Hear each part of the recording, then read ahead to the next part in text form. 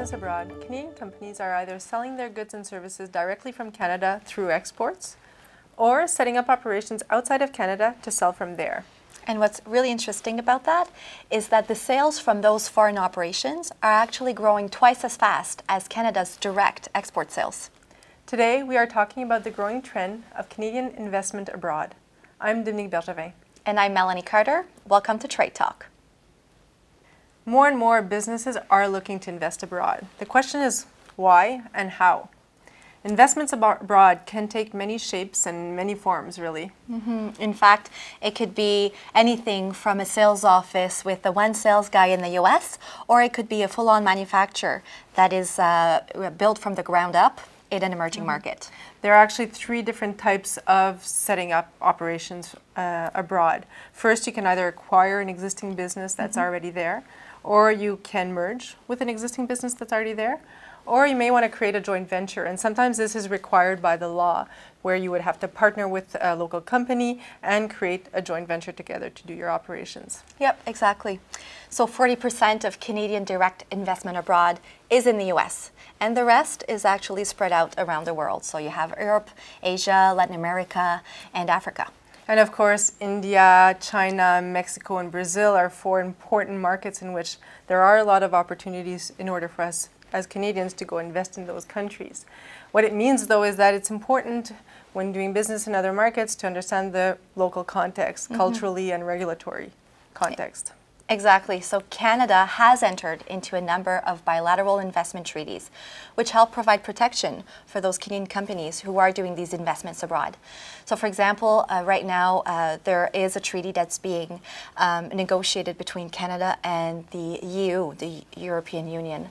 And this is definitely one of the largest trade agreements that Canada will do, and it will in turn, offer multiple opportunities for Canadian companies who are looking to invest in those markets. And just create that investment protection. In fact, any market in which Canadian companies are doing business, it would be interesting to see if there is a bilateral investment treaty in place which can offer that level of protection. That protection that they're looking for, yep. Earlier today, Albert Van Eden, director of EDC's Political Risk Insurance Group, shared some lessons learned from his experience with Canadian companies that have expanded their business through investments abroad. Albert, you work with many Canadian companies that are either on the cusp of making an investment abroad or other companies that are well established in investing abroad. Why are Canadian companies looking to take that leap? Dominique, at a very basic level, they're looking to increase their sales. But it's more complex than that. As we know, companies are constantly faced today with not only finding new customers, but also better serving their existing customers. So what else comes into the mix when they think about investing abroad could be they want to get closer to their customers so that they can provide a quicker, more predictable, more efficient service to their customer. Secondly, they might be exploring ways to get closer to their supply chain or new supply chains, which could expose them to new technologies and new processes that could be beneficial. Thirdly, there's a cost element there. You could save a lot of money by getting closer to your supply chain by accessing the raw materials, saving on cost of transportation and freight, and labor. So in a nutshell, investing abroad could be both a growth strategy, but also a strategy to stay relevant to your customer, and frankly, to keep up with the competition.